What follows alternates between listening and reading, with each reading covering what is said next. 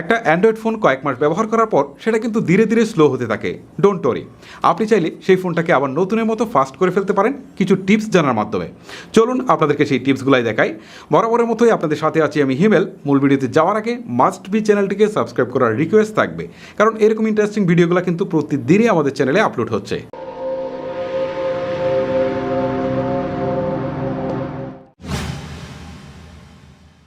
সারাদিনে আমরা আমাদের স্মার্টফোনে অনেক ধরনের অ্যাপস ইউজ করে থাকি, আর সেই অ্যাপসগুলো ইউজ করার পর অবশ্যই আমরা হোম বাটনে ব্যাক করে চলে আসি অথবা ব্যাক বাটন দিয়ে চলে আসি, কিন্তু আমরা জানি না যে এই অ্যাপসগুলো আমাদের ব্যাকগ্রাউন্ডে কিন্তু রান করছে। আমি আপনাদেরকে দেখাই।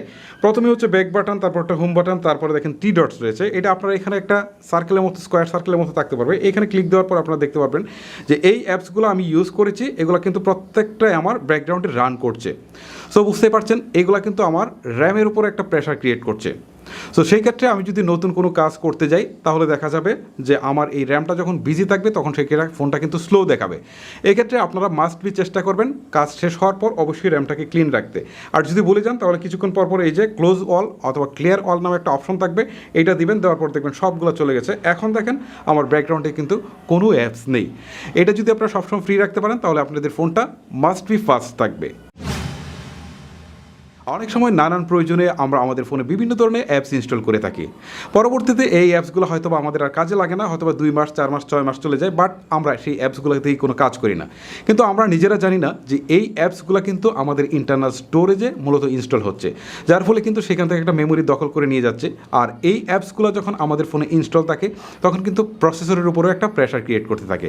তো সেই ক্ষেত্রে আপনারা যদি এইটাকে আনইনস্টল করে দেন তাহলে আপনাদের ফোন কিন্তু অনেক বেশি ফ্রি থাকবে। এক্ষেত্রে আপনারা আপনাদের যে অ্যাপসগুলো আননেসেসারি রয়েছে সেগুলোর উপর চাপ দিয়ে ধরবেন, ধরে হচ্ছে আনইনস্টল বাটনে দিয়ে আনইনস্টল করে দিবেন। সো এক একজনের আনইনস্টল একভাবে থাকতে পারে, আমি জানি না। যার যেটা আছে সেটাকে একটু খুঁজে নেবেন, খুঁজে নিয়ে অবশ্যই আপনারা অপ্রয়োজনীয় অ্যাপসগুলোকে আনইনস্টল করে দেবেন। তাহলে হচ্ছে আপনার ফোনটা অনেক বেশি ফাস্ট থাকবে।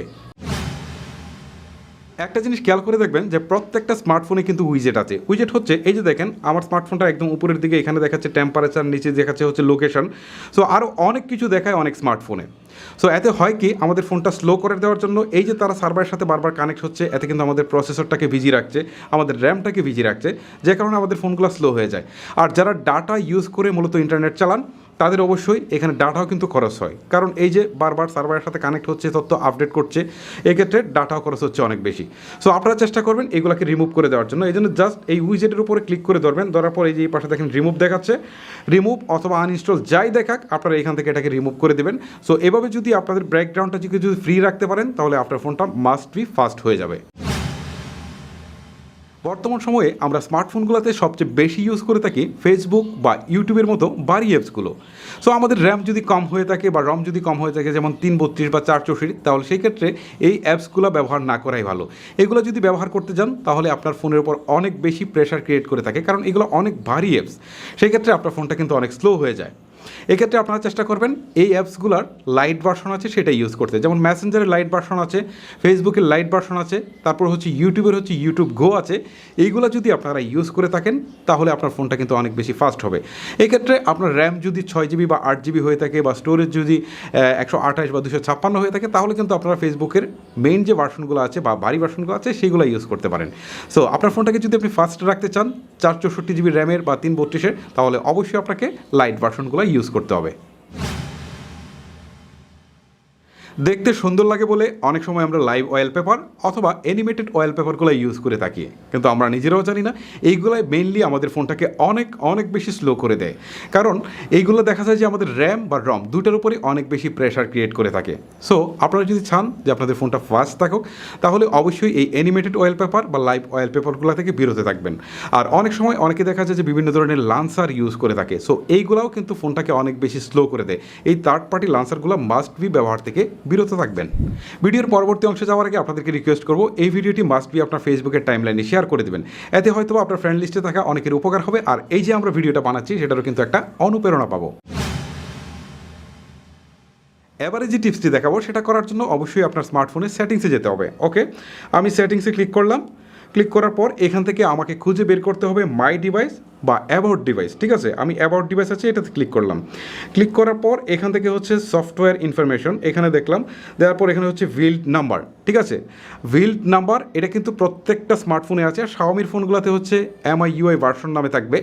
সো এটার উপরে হচ্ছে আপনি কন্টিনিউয়াস 8 থেকে 10 বার প্রেস করবেন, এরকম করে 8 থেকে 10 বার প্রেস করবেন। প্রেস করার পর আপনার সামনে ডেভেলপার অপশনটা চালু হবে, ওকে। তখন আপনাকে সেটিংসে গিয়ে খুঁজে বের করতে হবে এক্স্যাক্টলি ডেভেলপার অপশনটা কোথায় রয়েছে, যেখানেই থাকুক আপনি খুঁজে বের করবেন, অথবা এই যে এরকম সার্চ বাটন থাকবে, সার্চ দিয়ে খুঁজে বের করবেন। বের করার পর এই যে আমার দেখেন একদম নিচের দিকে চলে আসছে, ডেভেলপার অপশনে যাবেন, যাওয়ার পর এখান থেকে খুঁজে বের করবেন অ্যানিমেশন, ঠিক আছে। এক একটা স্মার্টফোনের এক একভাবে এক এক জায়গায় থাকতে পারে, আমি আপনাদেরকে আসলে বলে বোঝাতে পারবো না। এই যে দেখেন ট্রানজ্যাকশন অ্যানিমেশন স্কেল, ঠিক আছে। আমি যদি এখানে আসি, এরকম দেওয়া থাকবে, আমার এটা হচ্ছে 1x, এটা প্রত্যেকটা স্মার্টফোনে 1x দেওয়া থাকে, সেক্ষেত্রে আপনার এটাকে 0.5x করে দেবেন।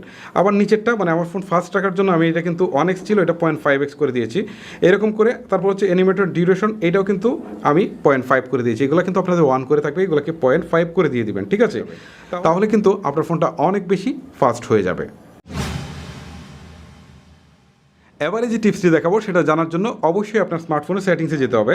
সেটিংসে আসার পর এখান থেকে আপনাকে খুঁজে বের করতে হবে মেমোরি, ঠিক আছে। মেমোরি অপশন যেটা রয়েছে সেটাকে অবশ্যই আপনাকে খুঁজে বের করতে হবে, ঠিক আছে। আমার দেখি কোথায় রয়েছে, এই যে আমার স্টোরেজ এবং মেমোরি রয়েছে, দেখেন দেখতেই পাচ্ছেন। আমি জাস্ট হচ্ছে মেমোরি। আপনাদেরকে একটা কথা বলে দিই, এক একটা স্মার্টফোন এক একভাবে থাকতে পারে, সেই ক্ষেত্রে অবশ্যই আপনারা সেটিংসে গিয়ে সার্চ থেকে অবশ্যই মেমোরি অপশনটাকে খুঁজে বের করবেন, অথবা স্টোরেজ যেটাই পান। আমি মেমোরিতে ক্লিক করলাম। ক্লিক করার পর এখন দেখেন আমার সামনে আসছে হচ্ছে ক্লিন নাও 1.7 GB, জাস্ট এটাকে আমি ক্লিন করে দিব। এটাকে যদি আমি ক্লিন করে দিই তাহলে আমার ইন্টারনাল স্টোরেজে আননেসেসারি যত ডাটা ছিল সবগুলো কিন্তু ক্লিন হয়ে যাবে, আর এতে কিন্তু আমার ফোন অনেক বেশি ফাস্ট হয়ে যাবে।